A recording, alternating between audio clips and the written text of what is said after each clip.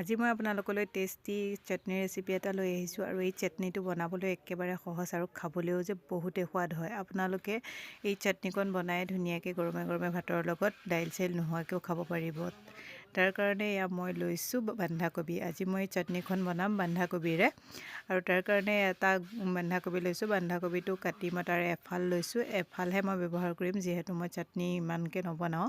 যদি আপোনালোকে সৰহকৈ বনাওঁ বুলি ভাবে তেতিয়াহ'লে অকণমান সৰহকৈ ল'ব। তাৰপিছত বন্ধাকবিটো এনেদৰে ডাঙৰ ডাঙৰকৈ কাটি ল'লোঁ আৰু গেছত কেৰাহী এখন পাতি পানী দি দিছিলোঁ আৰু এতিয়া বন্ধাকবিখিনিও দি দিলোঁ। এতিয়া আমি এইখিনি 6 পৰা 7 মিনিট সময় বইল কৰিম যাতে বন্ধাকবিখিনি অলপমান সিজি যায়।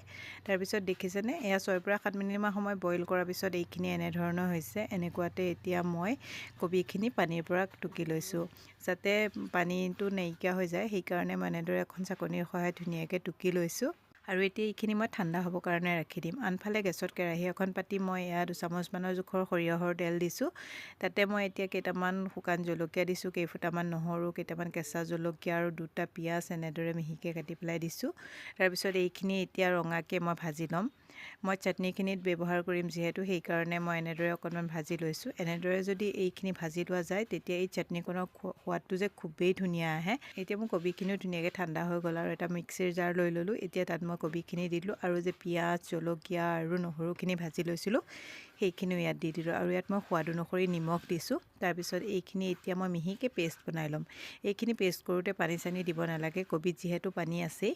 সেইখিনি ধুনীয়াকৈ যেতিয়া পেষ্ট কৰি ল'লোঁ তাৰপিছত আনফালে গেছত কেৰাহীখন পাতি লৈছিলোঁ, তাত তেল আছিলেই, তাতে আৰু অকণমান তেল দিলোঁ। তাৰপিছত তাত মই কেইটামান কালজিৰা দিছোঁ। তাৰপিছত কালজিৰাকেইটা অকণমান ফুটি অহাত এতিয়া মই দি দিলোঁ যে কবিখিনি যে পেষ্ট কৰি ৰাখিছিলোঁ কবিৰ পেষ্টখিনি, আৰু এতিয়া এইখিনি মই তেলখিনিৰ লগত ধুনীয়াকৈ মিক্স কৰি ল'ম। এনেদৰে কবিৰ এই চাটনিখন বনাই খাই যে খুবেই সোৱাদ হয়। আপোনালোকে এই চাটনিখনৰ সহায়তে ধুনীয়াকৈ ভাত খাব পাৰিব। ইয়াত আপোনালোকৰ দাইল চাইল নোহোৱাকৈও ধুনীয়াকৈ এই চাটনিখনে গৰমে গৰমে ভাতকেইটা খাবলৈও বহুতেই সোৱাদ লাগে।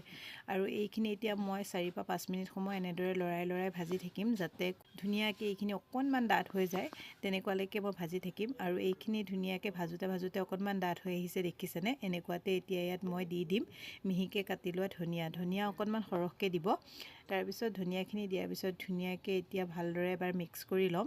তাৰপিছত এতিয়া মই গেছৰ ফ্লেমটো অফ কৰি দিলোঁ আৰু এয়া মোৰ চাওক বন্ধাকবিৰ চাটনিখন ৰেডি হৈ গ'ল। আৰু এই চাটনিখনৰ সোৱাদৰ কথা কি ক'ম আৰু আপোনালোকক, যদি আপোনালোকে নিজে এবাৰ বনাই নাখায় আপোনালোকে কেতিয়াও গম নাপাব।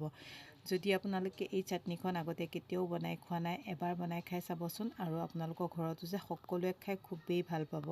যদি মোৰ আজি বন্ধাকবিৰ চাটনিৰ ৰেচিপিটো চাই ভাল পালে লাইক কমেণ্ট আৰু শ্বেয়াৰ কৰি দিব। তেতিয়াহ'লে আজিলৈ আহিছোঁ, বাই বাই।